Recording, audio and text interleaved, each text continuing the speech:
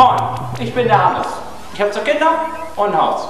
Ich arbeite in einer Knopffabrik. Da kam mein Chef und sagte: Hannes, hast du Zeit? Ich sagte: Jo. Dann dreh den Knopf mit der rechten Hand. Moin, ich bin der Hannes. Ich habe 2 Kinder und ein Haus. Ich arbeite in einer Knopffabrik. Da kam mein Chef und sagte: Hannes, hast du Zeit? Ich sagte: Jo.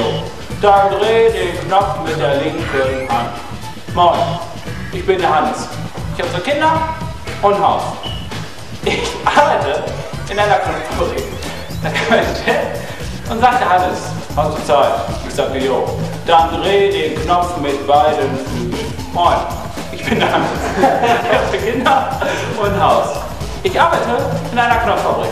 Da kam mein Chef und sagte: Hannes, hast du Zeit? Ich sagte: Jo.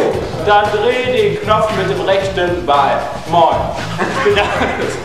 Ich habe 2 Kinder und ein Haus. Ich arbeite in einer Knopffabrik.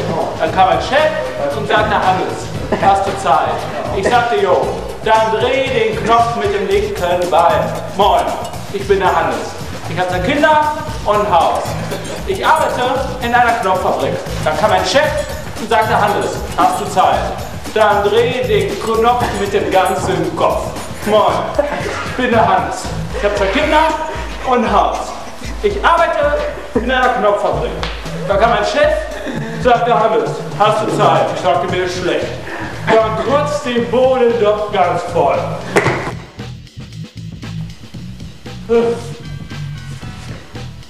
Jo.